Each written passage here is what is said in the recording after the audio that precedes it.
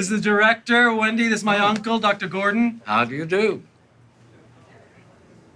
The osteopath? Yes. How'd you know? Get out of here. What? Get out of here! Get out of here, you fucking piece of shit! Get out, you filthy animal! You Wendy, swine! what is that? That's not... You fucking turd! Get out of here! How dare you, you subhuman turd! Wait for me outside. I'll meet you after the show. You filthy thing!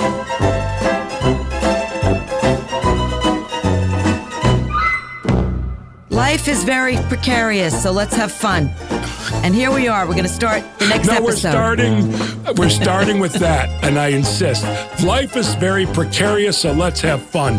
Couldn't agree Let's more. have fun, baby. I am unable Let's to have do fun. that, but I could not agree more. Hi, I'm Jeff Garlin, And I'm Susie Essman. and this is the history of Curb Your Enthusiasm, and I hope you enjoy yourself. So this episode is The Group. Yes. And by the way, from the title in the script, you don't know what that means, but what that means. Yes, we will find out. Yes. It's quite a group. Yeah. We start with Larry gargling, always a pleasure. And we find out that Uncle Nathan is coming to L.A. Thursday. Interesting that his name was Uncle Nathan because, of course, if it was his father ended up being called Nat. But everything, that's what I'm talking about, continuity. Yes. We don't really pay Yes. attention. So Sammy was a boy, now she's a girl. Right. Uncle Nathan is a lingerer, so they decide that they're going to go out to eat because they don't want to have dinner at home. He says the great line, he's a lingerer, I'm a malingerer. A malingerer. Yeah. Yes. And they decide they're going to go out to eat. And then we have the information that Jeff wants to see Larry and Cheryl in his office. He has good hold on a news. second here. We're skipping a whole thing, which is brought up What? later, which is yes, which is such a Cheryl thing. She's yes to all of that. The note still, it's still subconscious that Larry does it, but they talk of a whole conversation about initiating sex. No, that's next. Then they're in bed, and you could tell Cheryl's got something on her mind. And she says to Larry, and I think this is a discussion that we could have about this right now. She says, "Why am I always the one to initiate sex?" Now, this Which is a recall marriage from thing. the last episode, by the way. Initiate. Yeah, but this is a marriage or a relationship thing. Everything is a fucking negotiation. When you have sex, you walk into a restaurant. Where are you going to sit? She wants to sit here. I want to. It's all an entire relationship is about a negotiation. Life is about two things: boundaries and negotiations to make those boundaries happen. Just saying. Yeah. Yeah. It's about You those can actually things. quote And me on Larry that. says, Jeff Garlin says, okay. Larry says, I'm available for sex all the time. Is that right? Basically. So anytime you want to have it, you can have it. Wow. But anytime I want to have it, I can't. So just assume that I want it all the time. So whenever you want it, just tap me on the shoulder. Oh, Jesus. Okay? That's so not how it should go. Well, otherwise I'll be making moves all the time. Do you want that? Do you want somebody just mauling you all the time? That's what I will once in do. a while? I will treat your breasts as if they're mine. Do you want that? Huh? Once in a while. I mean, I don't want you walking Would around you like that if I walked around like that? No, I'm just saying. That's how I walk around. If you know, I need borders. I need boundaries. Okay. Once You in know? a while, give it a try. That's all I'm saying. Okay? All right. Well, okay. All right. Oh, not now. No, not now. so what's your experience, Jeff? With that, I completely concur with Larry's side. By the way, in my life... So you think men are always ready, and so the woman should initiate? I think that's 100% true. To me, I rely on the sexual excitement of my partner. Not that I'm talking about me, so I don't understand how they would ever be remotely interested, and that's completely true. But I think that stems from even high school being rejected. There's been so much rejection for most men all the years. So finally, when they get with a partner of any sort, and they feel like, or if they're, basically it's like, if he's with Cheryl, the minute she doesn't accept this is how I felt. The minute she doesn't accept him wanting, that he wants to have sex and she wants to too, and he's rejected, from that moment on, you have to initiate. She has to initiate. All right. Yes. So But of course, then he moves in and she says, not now. Right, because the mood is over. Which is, the mood by is the over. way, the mood in those situations can really move like the wind. Just like, I think for men too.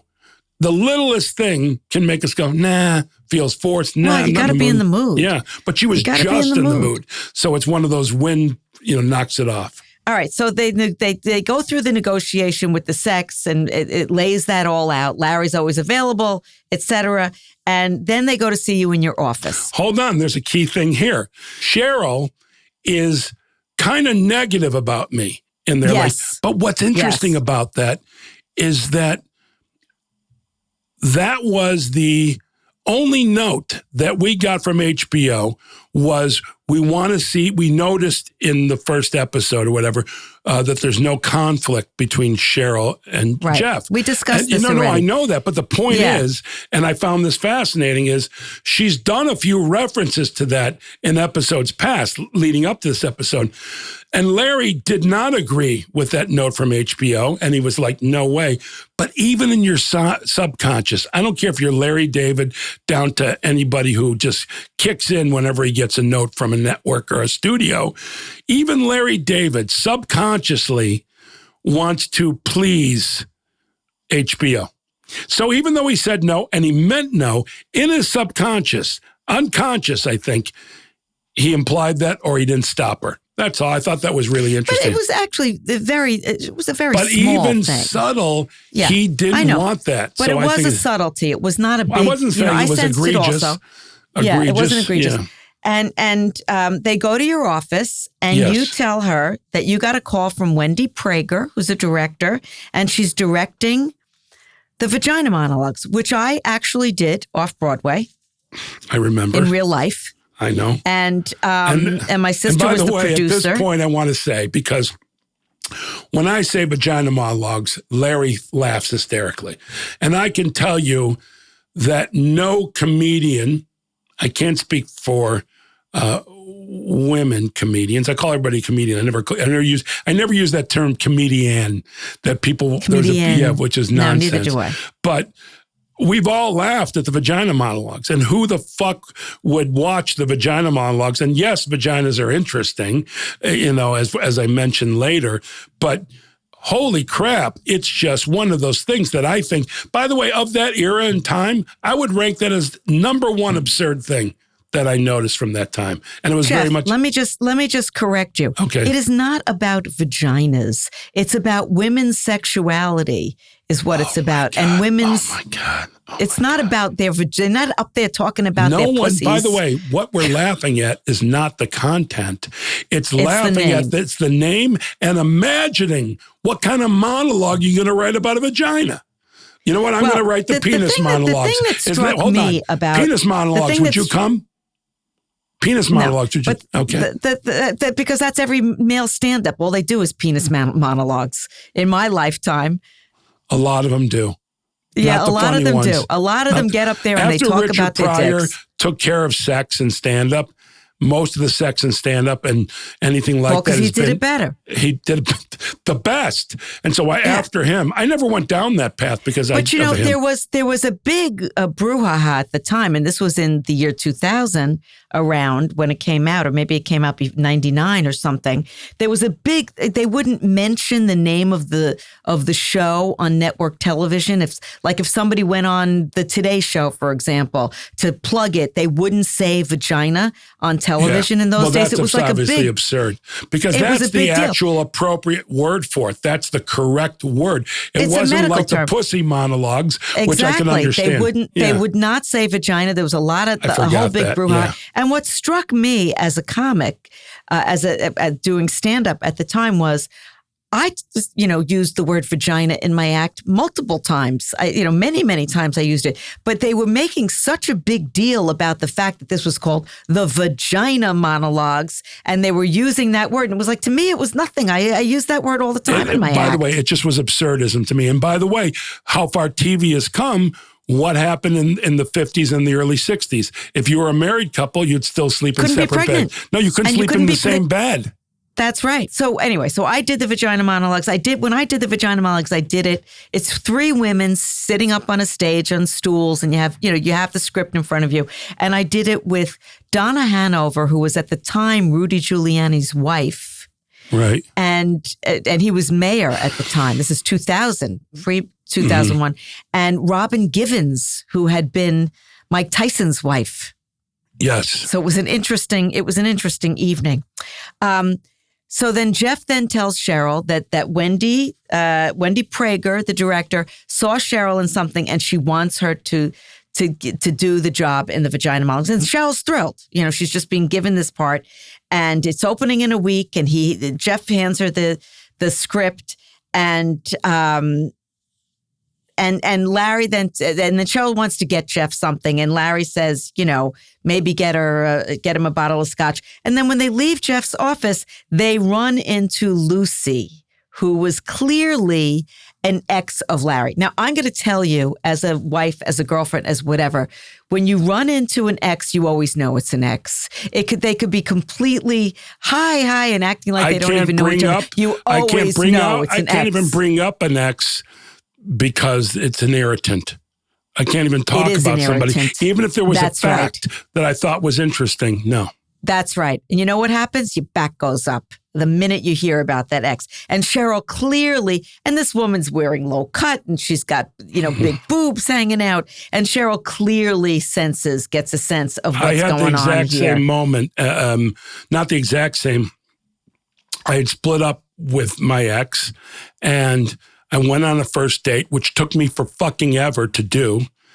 And I went to a restaurant, and who walks in 20 minutes later with her friends but her, my ex. And it created such a brouhaha. Oh, now, God, it's so tense. The woman with me slinked out, and she was terribly embarrassed. And I went by their table because I thought, don't be a pussy, don't slink out. And I went to the table, and nothing but stares and anger. And I said, okay. Well, we're going to get to that because we're going to get to that scene. No, I know, but I'm just saying I get that. Yeah, it's awkward. And there's a vibe. There's a major, major vibe between Lucy and Larry, and Cheryl picks up on it. And they mention that Cheryl's doing the Vagina Monologues, and Lucy's like, "Oh, I was dying to do the Vagina Monologues." And then Lucy tells them that she used to go out with Larry, and then Cheryl's they're obviously having a tete-a-tete, Larry and Lucy, and Cheryl is smart enough to walk away, and Larry throws the keys at her, if it wasn't which bad was a enough, really he throws really her the bad keys, and then he sends her to the car and says, I'm going to go wait in the car. I'm dying to really start reading this. You're going to love it. You're really going to love it. Oh, and congratulations on this and your marriage and all this wonderful stuff. I had almost forgotten about that. Okay. Hard as she tries. Yeah, I'll see you in a few minutes. Okay. Okay. Yeah, bye. a couple minutes. Nice to meet you. Okay. Bye-bye. So, what else is there? Larry. I need the keys. Thank you. You're welcome. Yeah. Do me a favor, turn the air conditioner on. Make it a little cool in there. Yeah, will you? okay. Yeah, I can't. Yeah. I'll be just a second. can you turn the air conditioning on? That's like right. you make insult to injury. But that way, that's a man being an idiot, in which I believe. Like so often in television, when a man is stupid, it's clearly a comedic, ours is a comedic choice too, but a very false, exaggerated comedic choice. The throwing of the keys and turn the air conditioning on is something most dumbass men, which includes me, also, would do. In the very beginning, he didn't even introduce Cheryl. My husband's done that to me, where we run into something and I can always smell if it's an ex. But this goes with my point. Or even if it's not an ex. Even if it's not an ex, he won't introduce me, and I'll be standing there like a fucking idiot. And then he'll say later, I forgot her name, Susie, so I didn't why introduce would you. you. Be upset? I'm like, you know what? Just introduce me, and I'll say to the person, what's your name? By the way, what you're describing is being upset with a mentally challenged person. Why are you doing it? Men are idiots. And mentally challenged. We all, by the way, if someone says they're not, go fuck yourself. You must be, even a professor at Harvard. We're just innately, women are so much better than us. There's no comparison. You get no argument from me, my friend. So even you compare dumb women to dumb men, I still like the dumb women better. Just saying. All right. Well, hunters and gatherers. We're the gatherers. Men are in the hunt. By the way, that's a hell of a wrap up. Go ahead. Let's move on. All right. So then Cheryl goes away, and Lucy tells Larry that there's something she needs to talk to him about. And can they have lunch? So he says, yes, of course, I'll have lunch with you. Later on, they're in bed. Cheryl taps him on the shoulder. Larry said to her, all you need to do is tap me on the shoulder. And she taps him on the shoulder, and he's not in the mood. He says, I'm all he's tapped all tapped out. He says he's all tapped out, meaning that he did a little self-loving. And she wants to know, was he thinking about what? Wait, before you go there. I don't know. This is getting personal for me, and I don't know if I should talk about it, but I've never had a woman in all my relationship that is pleased that I do that, ever. No. You have to wait. Even if you wait 6 months, you should never, ever do that. No, I don't agree with that. That doesn't bother me. Not about shame, but about, hey, what about me? Why would you do that? And also we're about to get to a place with who were you thinking about? Who were you thinking of? The question, I guess, well, I'm not going to get there. Go there. Okay. Well, Cheryl goes into, you're tapped out after running into Lucy with the large breasts, and Larry admits she made a brief appearance. And Cheryl says, did I make an appearance? And then Larry says, I wouldn't defile you like that. You don't know what goes on in those things. You don't want any part of that world. You don't want to be involved in that. It's complimentary to you that you're not involved in that. Yes. But it's a great idea to bring your ex-girlfriends. I could degrade and defile her. I wouldn't defile you like that. You don't know what goes on in those things. His brain, you don't want to be involved with that. It's not a place for her. It's not a place for her. Now, that thinking is so bizarre to me as a woman. He did it twice on the show. He did it. Right. And by the way, it was about masturbation and Cheryl, too, the other scene of what were you thinking about? Larry, the women aren't included. That's Larry and I talking about it. And he's pissed. Because remember, I masturbated to Cheryl. She was the one. Yes. Don't put my wife on your bench. Who else was there? And I said, it was your wife and Jenna Jameson, the porn star. And then he says, all I've got is a young Sophia Loren. He does that reference again. So clearly he's done it twice, which must be real. He did it in this episode as well. And that Sophia Loren was his heartthrob when he was a teenager. Well, by the way, any man who saw her that doesn't get excited is wrong. Okay. And then he said, and then he tells Cheryl, this is so twisted to me. He tells Cheryl that he could think about Lucy because I could degrade and defile her, but that Lucy had a bad attitude. She wouldn't get involved in a three-way. And this is all in his fantasy. This is not in reality. This is all in his fantasy. She wouldn't get it. So then now he's going back to a young Sophia Loren, which is safe for every man. Digging a bigger hole. By the way, and also, I suggest to any man listening, go with a young Sophia Loren. There's safety in that. No woman minds that. You can't do wrong, but imagine if you're in your 20s and you say young Sophia Loren, your girlfriend or wife is going to say, who's that? But anyhow, I love that he promised that this was her last appearance. Yes, in other her words, last appearance. She's booked. She's been in his brain. She's been booked for his brain. He's firing her from his brain. And by the way, I really think it's a bad idea in general in relationships to know what your partner's fantasies are. By nature, those should be private, and the other partner should not know what they are. I have no interest to know what my husband fantasizes about. If it's not me, I don't want to know it. I don't want to have it in my head. It's his. That's his private little space. Let him have it. Just my thought. And do you know who's in his private little space? No, I don't want to know. What if you found out it was Ben Vereen? Ben Vereen doing a song and dance. I'd be a little disturbed by that, and maybe I might find it humorous. Okay, so then Larry comes to see Jeff, and he gives him the scotch, a beautiful blue label, Johnny Walker blue label from Cheryl as a thank you. And then Larry goes to meet his ex for lunch, and Jeff wants to go with them. Well, hold on. Because Jeff has seen this woman. She approaches, and I'm clearly excited. And by the way, I want to comment, I already can see growth from the stroke that I had in the last 2 episodes, 9 and 10. Whereas Okay, I that's really something started you would feeling notice. pretty good. Nobody else would notice. No one else would. But I also want to say, so she comes out and she introduces whatever, and I'm clearly She's an attractive, taken. large-breasted woman. And then he thinks of her from that hurricane movie. She corrects him. It was Jamie Gertz from a tornado movie. She goes, I was in the asteroid movie. And I actually say asteroid, hurricane, same thing. Same thing. Right. And by the way, those movies are exactly the same. And you're clearly attracted to her, and you're clearly fishing for an invitation to go to lunch with them. But then they're not having it because she has to have a tete-a-tete with Larry. And it comes out in their lunch that her stepfather abused her. Hold on, I want to go back. I say 2 things that at least the first half of Curb Your Enthusiasm, first half dozen episodes, whatever, that were, quote, my catchphrases. I didn't use them as a catchphrase. Big bowl of wrong. I call her a big bowl of wrong because I'm like, oh boy. Big bowl of wrong, which HBO actually made T-shirts of. Okay, without asking me, but I guess they don't have to. It was in an episode.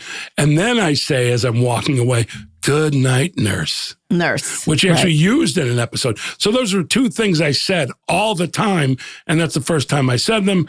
And of course, I was improvising. No one, All right. Sorry for the delay. All right. Then they go to lunch and we find out that her stepfather abused her. Mm-hmm. And that Larry is the only one who knows that.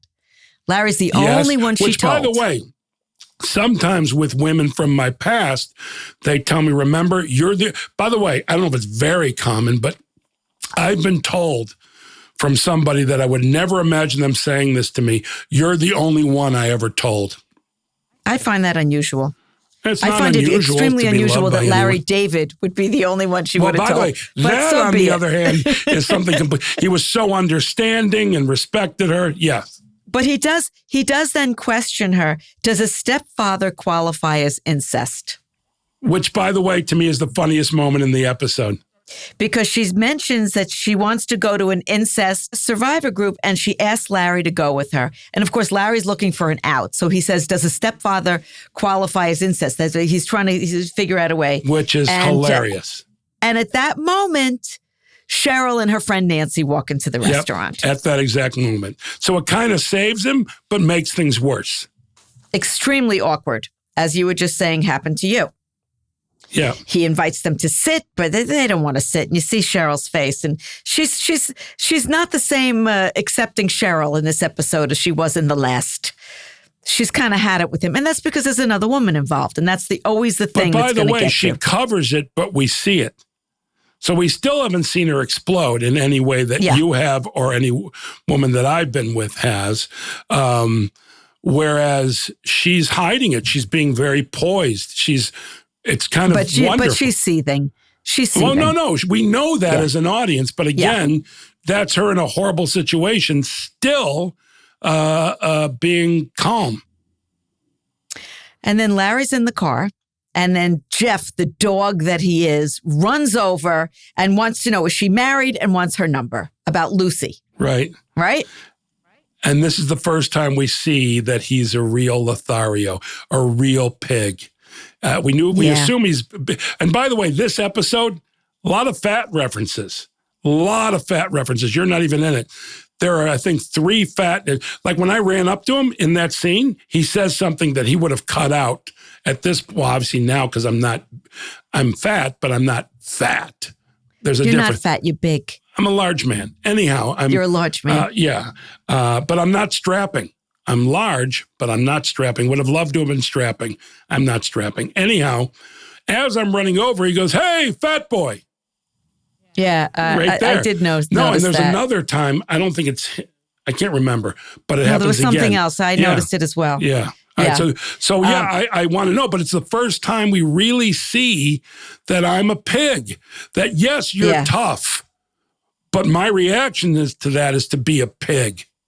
Yeah. I wrote a dog, so there we go. Dog, same thing, No, or either or. Actually, pigs are very knowledgeable. We don't accept them for how smart they are. We think dogs are the smartest, but it's actually pigs.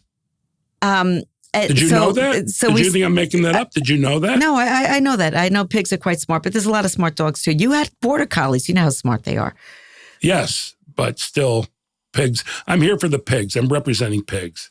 But you're a Lothario. Yes, I am. Yes. And a philanderer. Yes. And you're cheating on your delightful wife. And then he's not going to give you the number. And we cut to, and we see the woman's face who's the leader. Cynthia is her name. And then we cut to the next woman, Laraine Newman, and the next woman, and the next one. And then we see Larry. And we see Larry's face. You're skipping here. First off, the idea that I'm working with Laraine Newman blew my mind because one of my biggest influences. I'm going to get to her. First, it was just the camera shots. We didn't get to her yet with her. My mistake. The discovery. I thought you were going a different direction. I apologize. Yeah. No. She has a lot. We have a lot to talk about with her.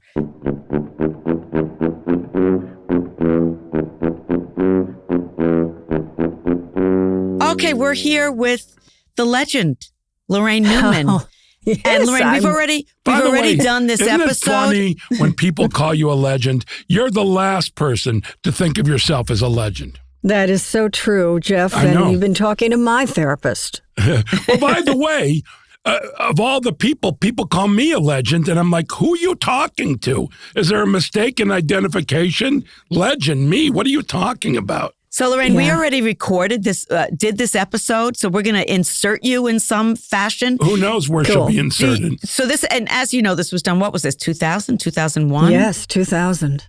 2000, and you were exactly brilliant. Yeah, you do. You look fantastic. Yeah. Thank you. And you were brilliant in it. I mean, thank you so much. My brilliant. God, Susie, thank you. It was just, I just so, and having not seen it in all these years and watching it again. I laughed at it then.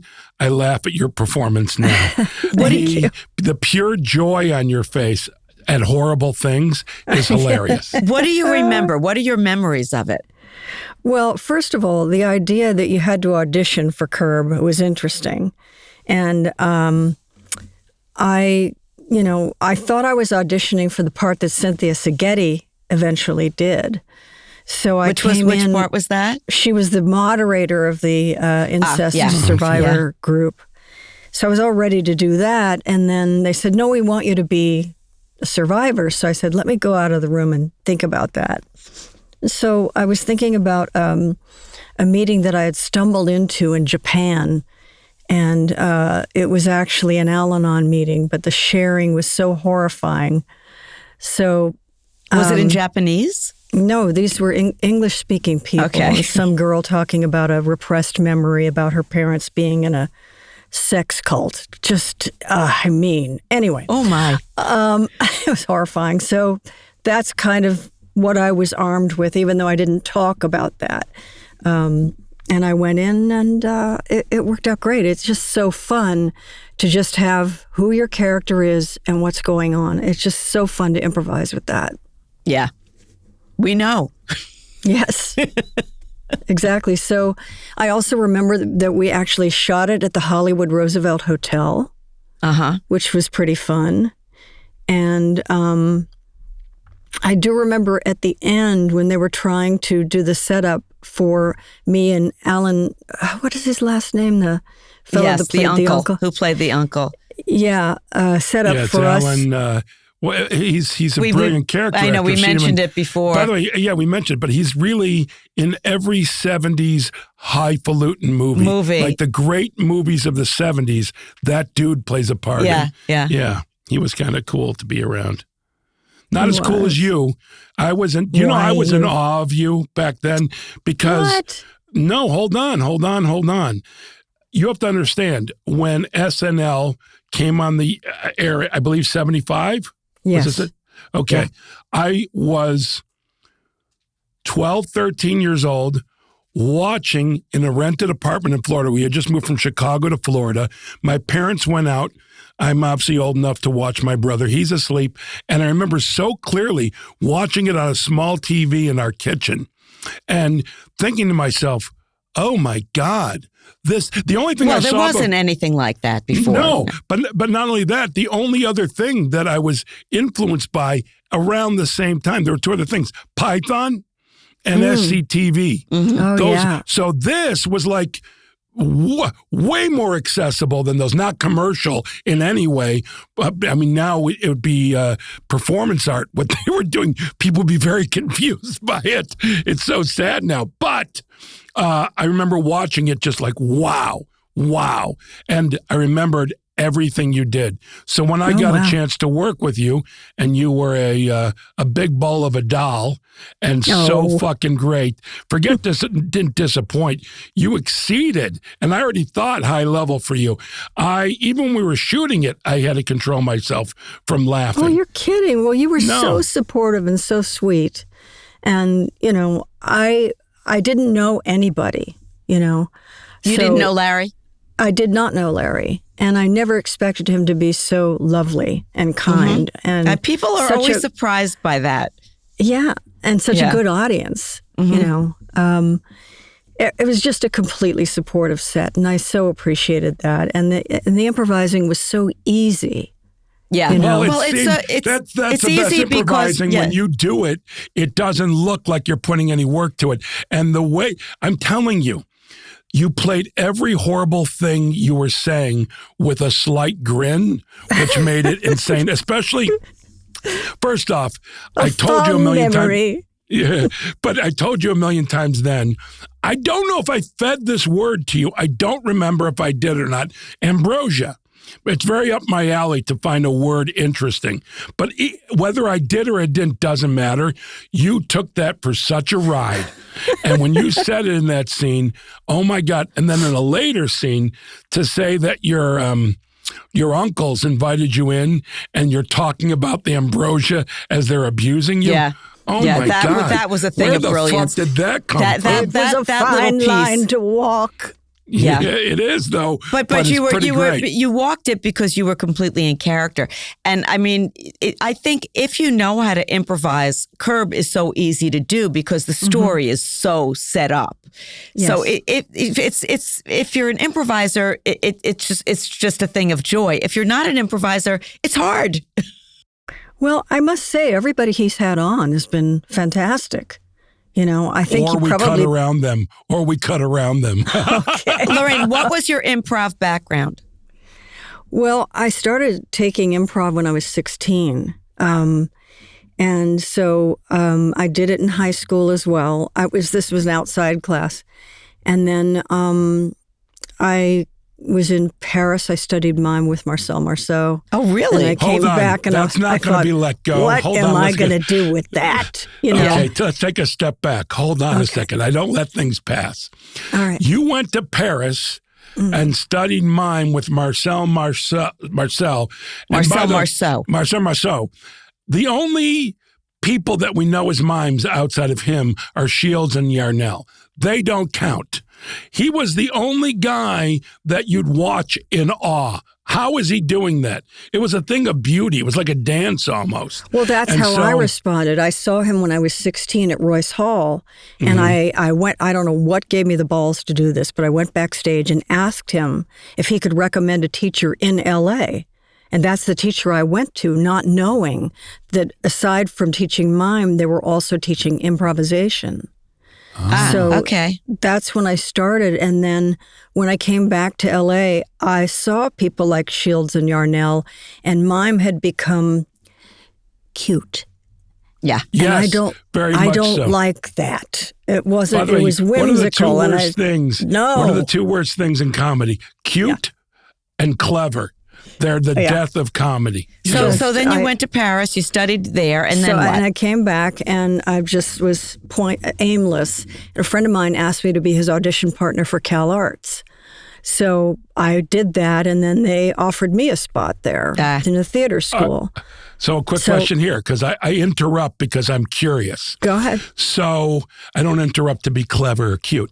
So you're at Cal Arts auditioning for your friend, very Fame-like, the movie Fame, that happened in a big way. Did he get in? Or she? I don't remember. I don't think he did. That is hilarious. So then you're at Cal Arts. Yeah, and so I joined the improv group there, and I met this guy from Florida with hair this long, but in Gringlets, and it was Paul Rubens. Oh my God. Yeah. And, but they also had the theater department, and I was realizing as I was taking, that class that it's just not for me. Yeah. I don't really belong in this kind of thing. And I was complaining to my sister Tracy Newman, the great Tracy Newman. And she said, well, I'm in this improv workshop. Why don't you come and do that? So I left CalArts and I joined this workshop, which was being taught by a guy named Gary Austin. And here's some of the people that were in this company. Pat Morita, Jack Sue, Tim Matheson, and Valerie Curtin. These were the well-known people in the group. And then eventually, we'd have scene nights and we'd put on shows. And eventually we thought, hey, let's form a company. And that's how we became the Groundlings. Oh, you're kidding me. So that was the start of the Groundlings. Yeah. I had a similar experience, Lorraine, that I was acting because I didn't know what else to do until I took an improv class, and it was like, oh, that's what I was meant to do, not this acting shit. That's so boring. Right. Same thing. Yeah. Although you were great on Hacks. Thank you, with your daughter, the delightful Paula. I always call her Paula because I grew up with a girl named Paula Einpenter. Oh, no kidding. Yes. There's so few and the of word them. Paula, it's like in my unconscious, it always comes out. Okay. But I have to say, as she has grown in this second season, I thought she was magnificent. Thank you so much. Thank you. Wait till you see season 3. Yeah. Is she having a good time doing it? Is she having a good time? She's loving it. That's great. And she's a doll to work with. I really enjoyed her company.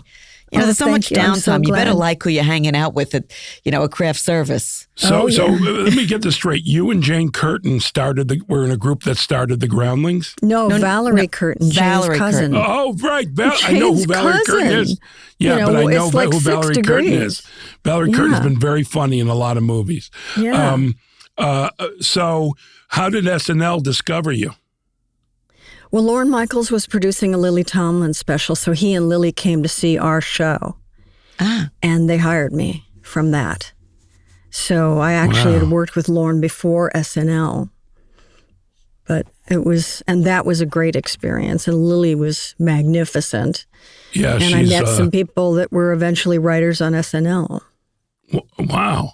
So that's wonderful. And was your experience on SNL as joyful as the one on Curb Your Enthusiasm? No, it wasn't, Jeff. And I think you knew that was the answer.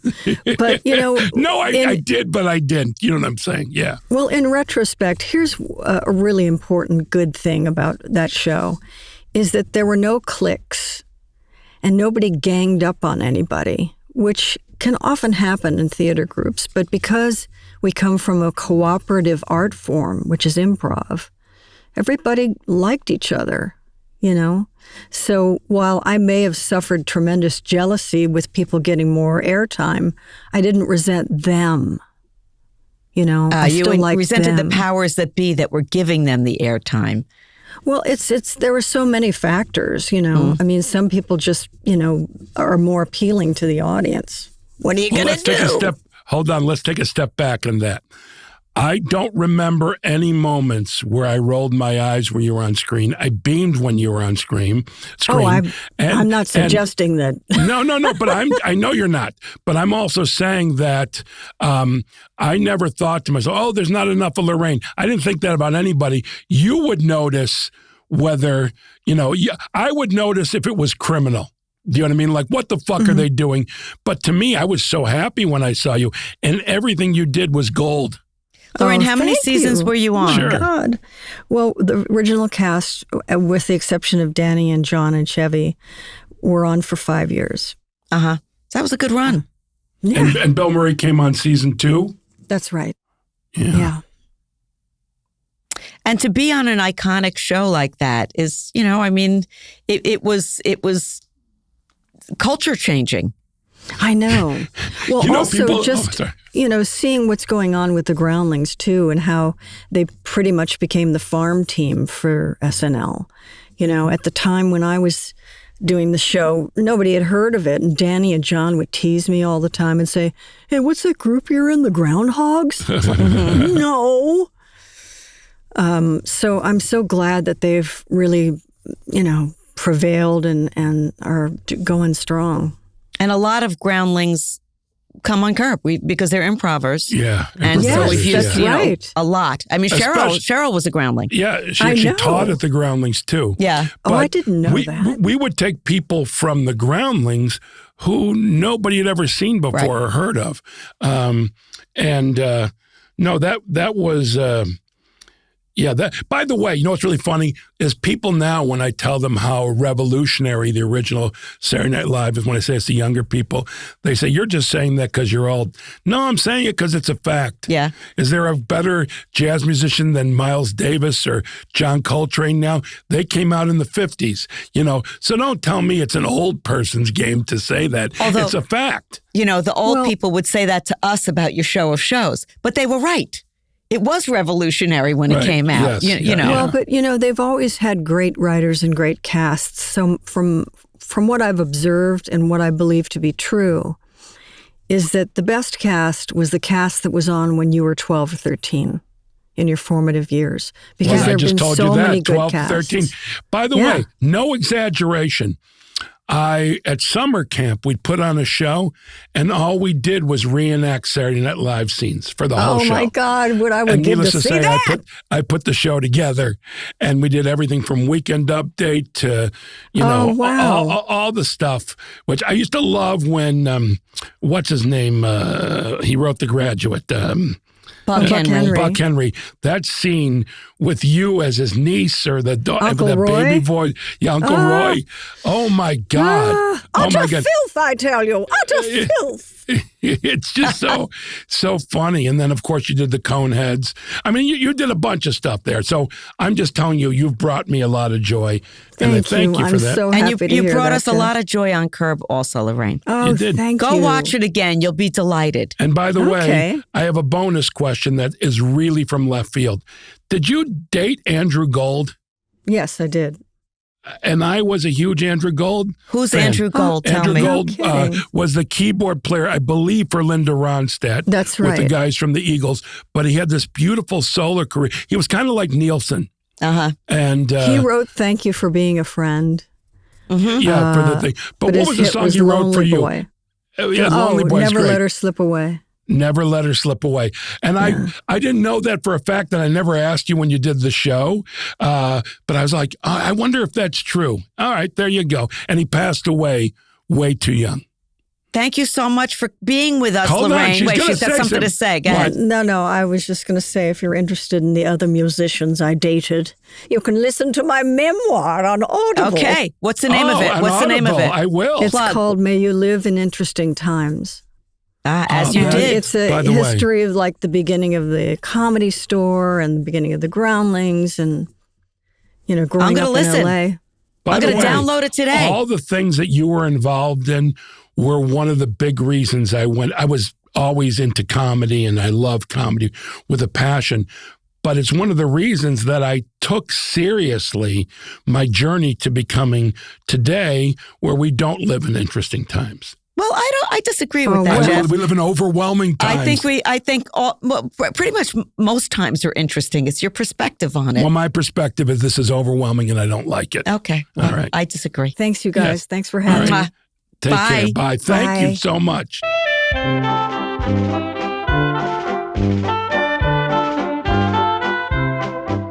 Laraine Newman was on the original Saturday Night Live. That's right. She was fantastic. And I couldn't believe that I don't remember if we were acquaintances before this, but I'm working with Laraine Newman, which for me was like an explosion in that in my brain, fireworks in my brain of like, oh my God, you're working with Laraine Newman. So the whole time that, although I'm not in a scene with her. You were not in a scene with her, however, for whatever reason, which thrilled me, she came to me for thoughts and advice after every take. And now and her monologue, and by the way, let me also point out, she's sitting yoga style, Indian style, whatever you want to call it, with her legs over her legs in the chair, which is a nuance, but a beautiful nuance that when she goes off on her monologue, it makes total sense. All right, that's background. And her monologue was just completely improvised, I'm sure, and absolutely hilarious. And it was on and on. My first perpetrator was my grandfather. He was a very dashing, handsome man. He looked like Tyrone Power.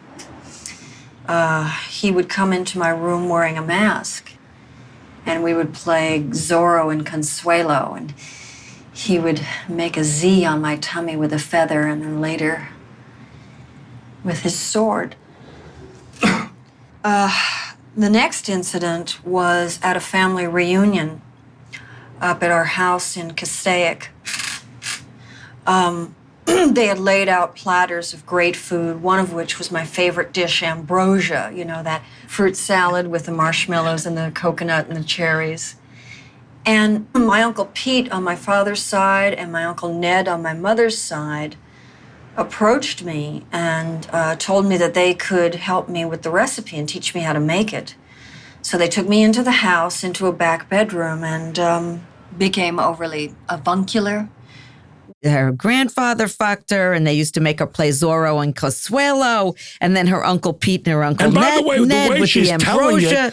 it, the way she's telling it is with such innocence, and looking back on it, what was funny about it was she looked at it with a kind of, those were the days kind of attitude. Like, it didn't bother her. She liked Zorro, and she mentioned after he did the feather, he used his sword, which is an implication that we see a reaction shot of Larry of what the fuck. I don't agree with you. I don't think she liked it. I think she was traumatized. No. She's at the meeting, but I'm telling you the way she recants it, the way she shares it, there's a level of, she's warm about it, which I found striking. She's not, fuck my grandfather, fuck this. Can you believe they did this to me? She's like, and then he came in the room. And everything is very quiet and thoughtful to where you thought she was talking about all boyfriends. I'm not talking about whether she really felt that way. And then she goes through the litany, and then she comes to the stepbrother, and she turns to the leader, and she says, does step count? Right. And the leader says, yes. The step does count. So we have that callback. And also what's her name? The actress with Larry, not her, but the character turns Lucy to Larry and says, see? Yeah, Lucy. But there's one thing that it was in her monologue that I laughed in Video Village, which is where we watch the takes with all the monitors. I was laughing hysterically from her, but she said one thing that really struck me. She mentioned at the top, the first time she did the monologue, that ambrosia, which is a funny word that you never hear anyone using, which is pretty much a fruit salad with marshmallows. And she's saying the ambrosia, the fact that that's part of her memory and the part of her, and it's important. So I say to her, I go, please say ambrosia. I get stuck on words. Keep saying ambrosia as much as you can. And then when it comes to the uncles coming to the house, that's the way they get her in the back room to work with her. And by the way, she says they're going to help her with her ambrosia recipe. And then she adds, so we went back to the back bedroom. This is why I'm saying she's so innocent. And they were avuncular and bickering. She says, which is ideal. Now, Lorraine, let me say about Lorraine. Lorraine was one of the founders of the Groundlings. Right. So she is an extremely... Which is like the LA version of Second City. So she's an extremely experienced improviser. But if you just watch that monologue and the detail that she uses in the monologue, it shows the brilliance of her improvisatorial But also, I look at that monologue and I go, that's the standard. That's what every improviser, when they do a monologue, should look to, because I can't imagine doing a better improvised monologue than that. I agree. So specific and so nuanced. So specific. But what she's describing is pure insanity. Ambrosia salad, uncle, they didn't get along, but they were getting along there and then arguing who's going to be lookout. But she didn't say this at all negatively. So I'm not saying she didn't feel that way, but it was insane. And let me just say right now, for all of you Hacks fans, Lorraine is Hannah Einbender, who plays Ava in Hacks. She's her mother. Yeah, she is. Apple doesn't fall far from the tree. I feel like now I want to point out that I'm now, because you have to take a pause, very self-aware about how loud I'm talking. So, I didn't and if they notice turn it. down that volume, they won't be able to hear you. So what I want to say is, let's see how calm I can be the rest of it, not get excited. Take a deep breath. And then after Wendy does her monologue, we go to Trudy, who's also hilarious, who, when she does this, you're not there. You're not there. You're not there. She was very funny, hysterical. And then they come to Larry. And Larry says his name is Todd.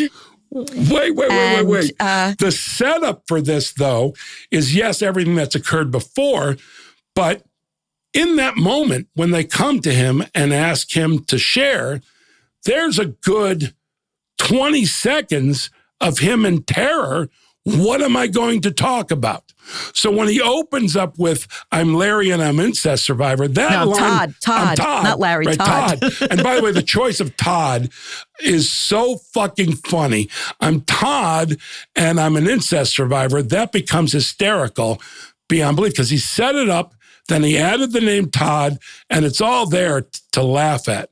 And then his story. My name is Todd, and I'm an incest survivor. Hi, Todd. Hi, Todd. Hello. I had sex with my uncle when I was 12. He lived in Great Neck. He was a doctor, an osteopath. I don't even know what they do, but I know they're doctors. Something to do with muscles, I think. That's neither here nor there, really. And then later on, he's in bed with Cheryl, and Cheryl asks him, how come you broke up with her about Lucy? And of course, that becomes a whole thing that Cheryl doesn't.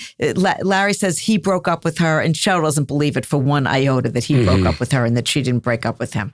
They're in bed, and Cheryl starts reading a sexy erotic part from the Vagina Monologue. That's what it is. She's reading it, and so then Larry gets a little turned on, and he starts initiating, but she doesn't want to. By the way, she's reading her script. I don't know if is that part of the real monologue, or did Larry make that up? That was an exact monologue. That was an exact monologue. I remember. That's like a penthouse forum type thing. Well, it was actually not in the context because it was actually a young girl and it was a lesbian thing. So, well, that's Penthouse Forum, isn't it? That's how they drew men to the theater. Yeah, men can't get enough lesbian things. Yeah. So Larry starts initiating, forget about it. Then she needs a ride to go meet with the director. So Larry gives her a ride. Again, no Uber. It's a completely different world. And they're sitting in the office for the director. Larry's carrying on about a world without pillows, just some silly, ridiculous thing.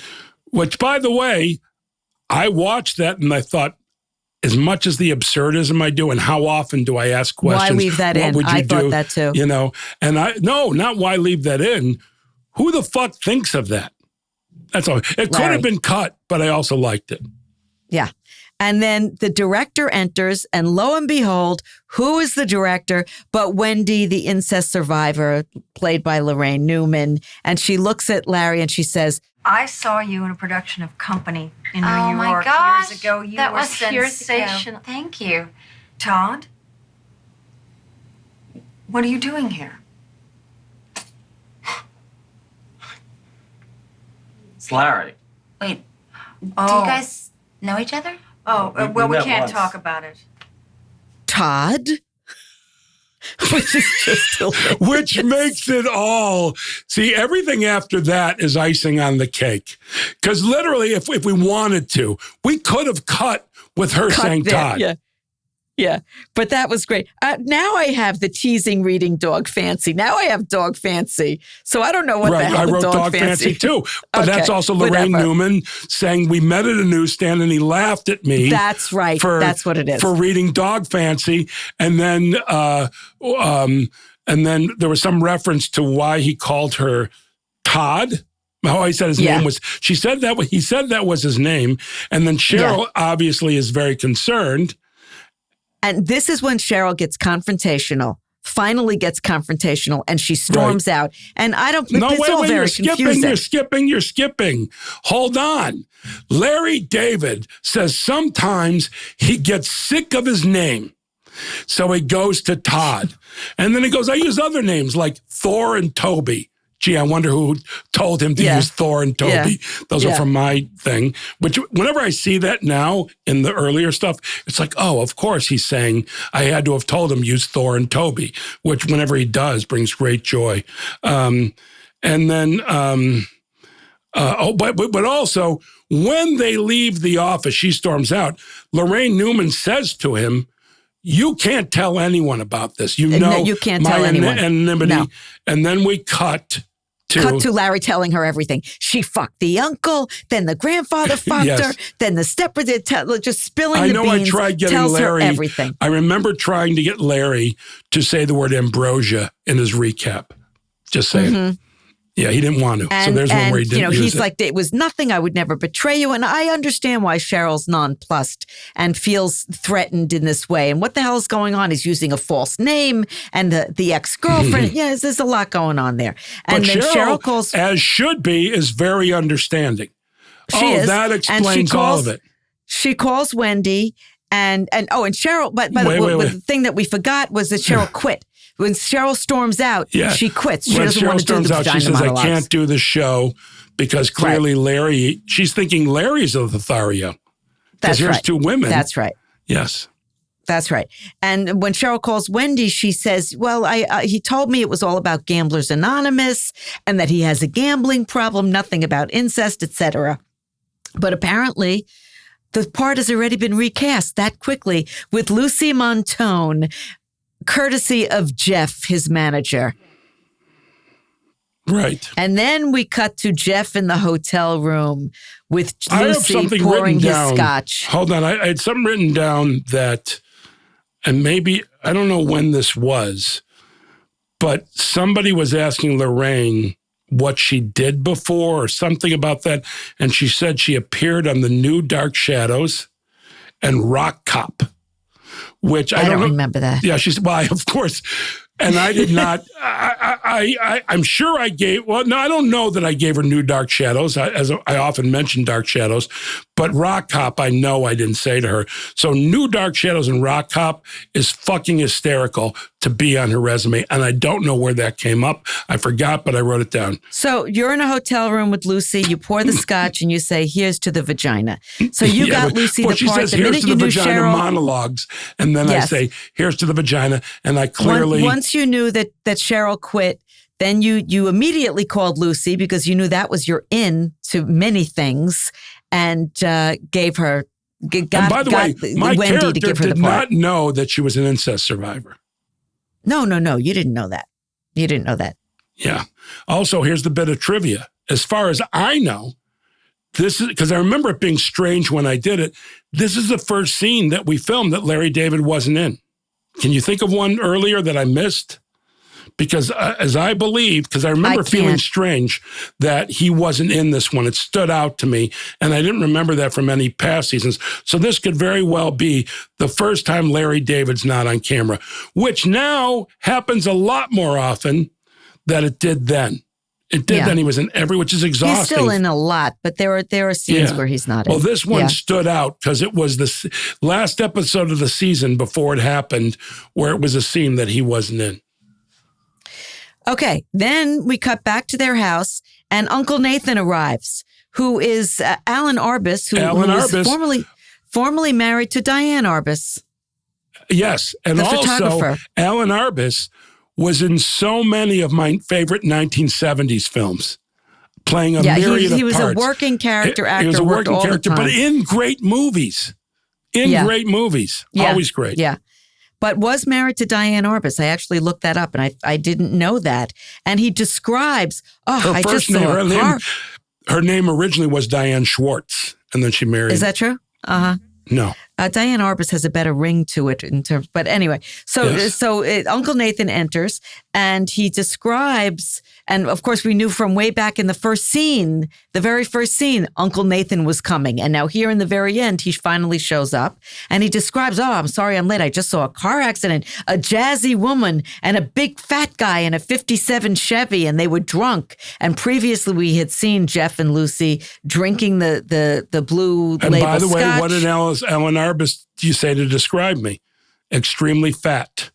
Yes, he says a big fat guy in a 57 Chevy. Right, so I'm saying that's 3 times this episode. Yeah. And so you now weren't we even know, in it. and I wasn't even in it, Jeff. And I wasn't even in it. And so now we figure out, obviously, that was Jeff and Lucy that got in a car accident. Lucy can no longer do the vagina monologues. Cut to backstage. There's Cheryl, all verpitzt, which is a Yiddish term meaning all made up, and getting ready to go on stage. Okay, Cheryl is now doing the vagina monologues. And Larry is backstage with Uncle Nathan, and the director comes in. And the director, Larry introduces Uncle Nathan to Wendy and says, "This is my uncle." And Wendy says, "The osteopath?" And of course, we know from the incest he had said that he was molested by his uncle, the osteopath. And Wendy goes crazy, and that's the end. And by the way, this is the first time that Laraine Newman's character loses her shit. Because in the meeting, she's all warm and cozy, and but it shows you that how the deep the outrage is. And so, and by the way, could it be better cast than Alan Arbus? Because when he's walking out, he's still confused and smiling. He doesn't know what's going on. And then the last line of the episode is, "I'll meet you in the parking lot after the play." Yeah. Yeah. And then it's over. And I think it's a great episode. It's a very compact. I think it's a fantastic episode. Yeah. There's a consistency. Like, I think the last 2 episodes were the best of the season. Yes, I know Beloved Aunt is popular and should be and funny because that premise you cannot ignore. And then obviously the glasses and the Wayne Fetterman episode. The Wire. Yes. I think those are both great. And I think that they're pointing to the future, but these 2 are the future. We've reached the future at episode 9 and 10. Not the end of the future. We always developed our show became something else from what it was. And I'll explain that later. It's now a totally different, not totally. In season 2. It's mostly. What's so interesting, since this is episode 10 and we could wrap up this season 1, I mean, I really think you saw the development of what this show was going to be and how it became that. Which is very interesting when you can look back on it. Like I just got done watching the first season of the Andy Griffith Show. And and you see as it goes along what it becomes. It became what it became very quickly, basically because of Don Knotts. And now I'm currently watching the Mary Tyler Moore Show. And it's fascinating to watch that develop from where it was and the characters. By the way, when you do something in a show that's proven later on not to work, I think every show, and we've done that, like with you being pregnant and all that stuff, or the restaurant, the next season, there's no mention of it. That you just drop it. And shows have been doing, that's one thing I'll say. Long before us, shows have been doing that forever. Even looking at the Seinfeld pilot, whatever, that you'd make the changes. And So I thought, for you Curb aficionados, I hope this season 1 has been an interesting look back to how future seasons developed. And we'll see you next time. Right, Jeff? Who doesn't love a good look back? Young people love it especially. Older people. And old. By the way, actually, it's mostly old people look back more than anyone. And young people do not look back. But I'll always say who in the young people, that's one of my stupid things that I annoy Susie with, that I annoy Larry with. Blankety blank, young people. Sorry. Goodbye, everybody. We'll see you for season 2 very soon. Boy, I have to say, our endings are pretty lame. No, leave it on. Don't stop recording. Our endings, they don't have to be grand or hysterical, but they're all right, it's over. You know endings are very hard. In a script, the ending is the hardest thing. Okay, but I think we need more of a, hey. No, we got the music coming on. All right. I'm going to the Knick game now. I'm going to the Clippers tonight. Clippers there of you Charlotte. Go. I'm taking Duke. It's very exciting. All right. We will see you very shortly to begin season 2.